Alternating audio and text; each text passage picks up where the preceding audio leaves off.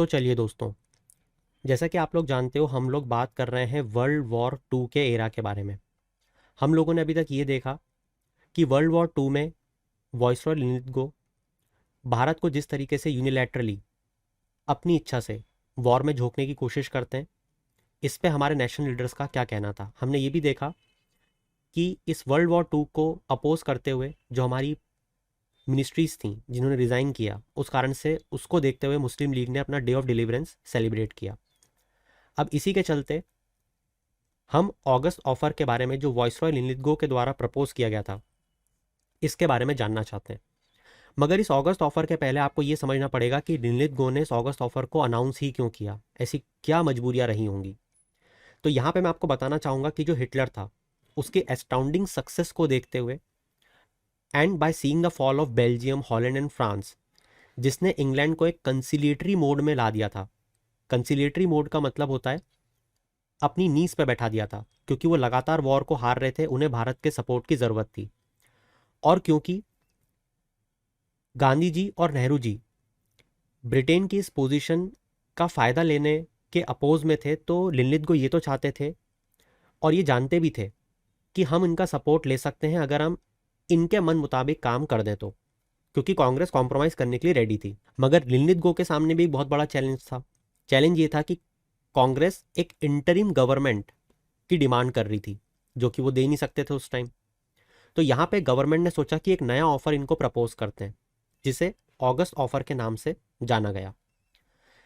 ये अगस्त ऑफर में डोमिनियन स्टेटस को प्रमोट किया गया और कहा गया dominion status as the objective for India. मगर हम जानते हैं कि ये तो बहुत पुरानी बात हो गई, अब तो हम इंडिपेंडेंस की डिमांड कर रहे थे। इसीलिए जवाहरलाल नेहरू जी ने इस पर कहा dominion status as dead as door nail, ये तो पूरी तरीके से खत्म हो चुका है, हमें डोमिनियन स्टेटस अब चाहिए ही नहीं। इसी के साथ जैसा हम जानते हैं कि वॉइसरॉय की एग्जीक्यूटिव काउंसिल में इंडियंस का पार्टिसिपेशन बहुत कम था, तो वॉइसरॉय ने अपनी एग्जीक्यूटिव काउंसिल का एक्सपांशन भी बोला कि हम करेंगे और मेजॉरिटी ऑफ इंडियंस हम यहाँ पे रखेंगे। और ये जो मेजॉरिटी ऑफ इंडियंस होंगे, ये मेजर पॉलिटिकल पार्टीज जो हैं उसमें से उठाए जाएंगे। इसी के साथ उन्होंने ये भी कहा कि एक representative constituent assembly after war establish की जाएगी of mostly Indians, not all Indians, of mostly Indians.